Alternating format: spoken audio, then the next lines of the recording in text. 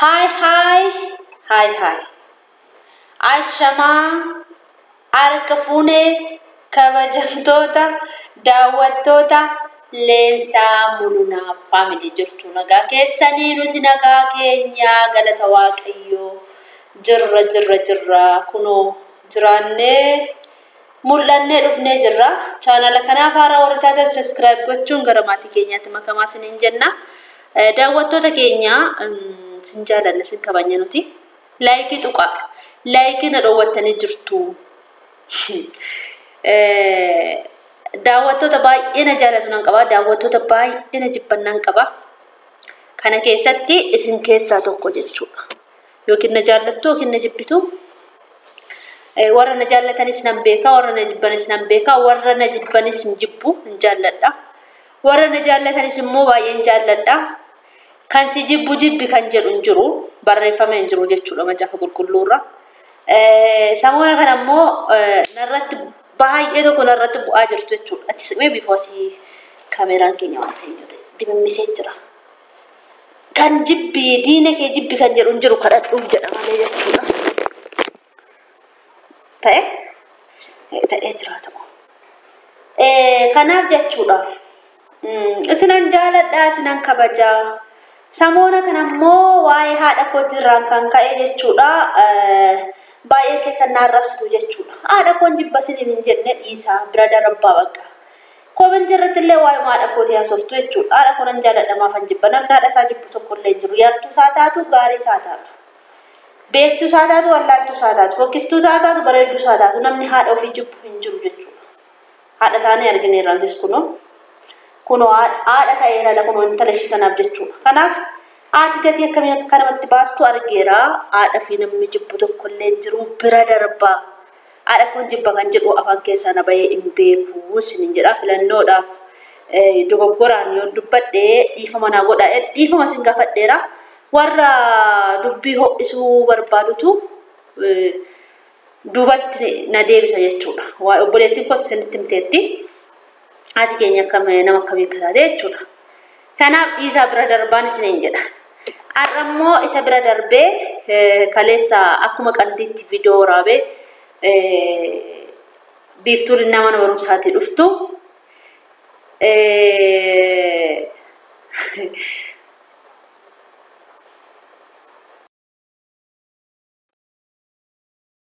sana hojjadheeraa jechuudha biiftuun yeroo mana barumsaatii dhuftu yeroo baay'ee ishii doorsifna kanaaf jechuudha deessee jettee waan ishiin dhuftee na gaafattuuf ciisaa waan hin jiruuf kanaafan hojjadhe malee soba yaadeetii miti dhiisaan isiniin jedha warreen kaani warri xaaxaa tokko illee hin qabne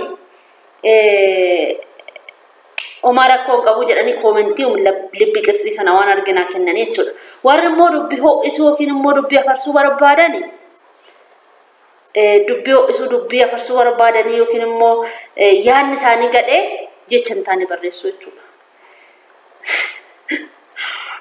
kana ijoolleen keenya yeroo hundumaa ijoollee yoon sobees rakkoo hin qabu yoon sobees jechuudha maaliif isinirraa maa wanti irratti hin jiru kan sobeana kan itti qaana'u hana isinii galee kan itti qaana'u hana malee isinii miti jechuudha kan biraa immoo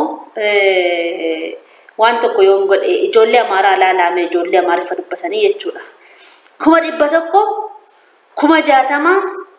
60 90 200 daawwatamu kan keenya duune waan goonu dhabnee viidiyoo sana ganaaje keessa laalle 100 nu daawwataa jechuudha ofii keessan ishee mooftanii dhugaa maaliif intarneetii waayifaatti kan falleetu jechuudha akkamitti nu daawwatama akkamitti nu laalama jenneetu walitti dhiphannee itti cannaqamnee viidiyoo gallakkisnu jechuudha viidiyoo sun 100 nu daawwatayyuu tamasgeen jenneetutti kan fudhannee hojjannu jechuudha isin garuu mee biyya keessa warri galtan argitaniitu biyya keessa warri galtan argitaniitu midhanyummaa qabna ijoolleen keenya waa waldhosinu qabnu jechuudha waan xiqqoo yoo dogoggorame jechuudha waan xiqqoo yoo dogoggorame baatanii nama arrabsitu arraba dheerattu jechuudha arraba dheerachuurra laayikii tuqa isaan gaarii hojjedha kanaaf warri maasobdaa akkasii namni kamiyyuu ajandaa mataa isaa uummatee hojjetaa jechuudha. YouTube kanarraa yookiin chaanal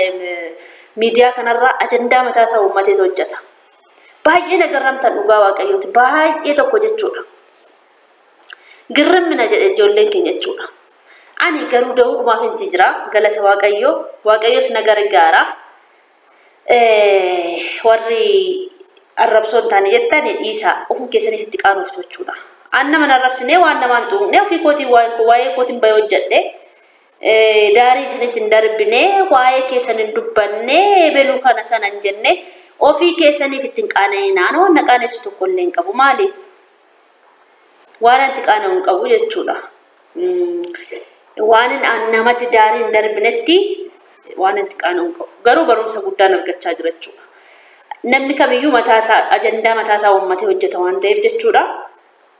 Chaanaala kana immoo kan banneef itti fayyadamuudhaaf jechuudha. Faayidaa irraa argachuudhaaf malee waayifaa mana keessaa kan kanfallus immoo ji'a ja'an 1,000 kan hin kanfaluuf warra argadhee tirfiirraa argadhee 1,000 sana immoo deebisee ittiin kanfaluudhaaf ni jechuudha.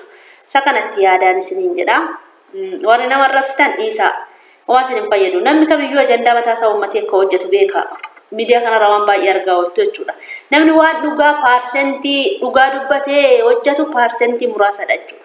Paarsentii muraasa. Kanaaf jechuudha hundumtuu dhugaa hojjetaa, dhugaa dubbataa, dhugaa waa'ee namaa funaananii fidanii miti kan miidiyaa isaan irratti gallakkisan. Waa'ee namaa hojjechaa oolu jechuudha. Ani garuu waa'ee mataa kiyyaatiin hojjechaa oolu jechuudha. Waa'ee namaan tuqaan oolu, waa'ee nama bocoqaan oolu, nama arrabsaan oolu, nama eenyuuta. Otoo warri nama arrabsan meeqa isaaniitti ilaalamee ilaala. Garuu nama arrabsuu hin barbaadu. Daarii namatti darbuu hin barbaadu. Akkasittiin fudhadhaa. Ijoolleen keenya sammuu dhoqqeen ta'inaa dhugaa. Waan dubbatame tokko immoo darbee dubbatame dubbadhee darbe waanan jedheef hin qaba waan hunda isaatu jechuudha. Waanan godheef hin qabasi waanan jedheef hin qabas. Ofitti amaneen dubbadhaa ofitti amanee tan hin godha waanan godhu tokko jechuudha. Abdii namaatii miti. Kana namni tokko yeroo ka'uu waa tokko dubbachuudhaaf yookiin waa tokko gochuudhaaf yeroo ka'u ofitti amanee gochuu baate ofitti amanee dubbachuu baate namni suni talkaashaa wayitii jechuudha. Ani waan hin godhu ofitti amaneen godha waan hin godhu bakka waan hin jedhu bakka ofitti amaneen jedha jechuudha. Kana isinin jedha daawwattoota koo isinin kabajaa isinin jaalladha. Kabaja guddaa isiniif qaba. Mar'aatti nafaan turtanii jechuudha. Garuu waan tokko hojjetanii yeroo yaalanii of ilaalan gaarii dhumachuudha. Daawwattoota koo namoota tokko hargeera jechuudha. Namni hubataanis jira. Ariifataanis jira. Anis amala tokkoon qaba, atis amala tokko qabda. Namoonni baay'ee akkuma fuulli keenya gargar ta'e amalli keenyas gargarii jechuudha. Akkasittiin fudhadhaa. Yeroo tokko bireeksin daabashaawwii fi masii waliigneerraa dhiiran irratti qabee akkasii jedhee hojjetee yeroo tokko jechuudha. Namoota ammamtu laalee ammamtu dabaleef mucaan sun garuu daawwattoota baay'ee qaba jechuudha. Kan keenya asii wal arrabsuu, arraba walitti dhiqachuu, arraba walirratti baasuu, arrabsoo walirratti darbachuu, wal cabsuu, duubatti wal deebisuu. Kana qofa. Isaan garuu hojii isaanii ittiin hojjetaniiru jechuudha. Isin galee hojii isaanii ittiin hojjetaniiru. Yoo waan gaarii hojjennee finne laayikii yuun tuqxan. Yoo waan sobaa yookiin waan zimmi biloo yookiin waan sobaa yookiin waan hin taane yoo hojjetanii fidanii daawwattoota argatu. Ani maaliif akka ta'e faallaadha dubbiin jechuudha. Namni waan gaarii hojjetee ijoollee Oromoo keessaa hin daawwatamu jechuudha. Dubbadheera yeroo darbesii jechuudha. Faallaa deemtu jechuudha yeroo tokko faallaa deemna hundi keenya iyyuu. Mee ijoollee warra biyya keessa jiru arraba qofaan utuu hin ta'in laayikii tuqaatii jajjabeessaa. Maaliif itti kanfalu waan ta'eef isin gola madaamii keessa jirtu waan itti kanfaltan hin qabdanii ittiin kanfaltan jechuudha. Isin galee wanti itti kanfaltan hin jiru yoo miqqanyummaadhaaf bira darbitan malee laayikii gochuu dhiistanii jechuudha. Kana amma immoo warri leensaati maaf sheerii nuun gootu jettanii samoona kana keessa jechuudha. sheerii godhee of jala bubbulchaan ture jechuudha chaanaala nama. View ko akka jirutti studio keessa gadi buuse jechuudha.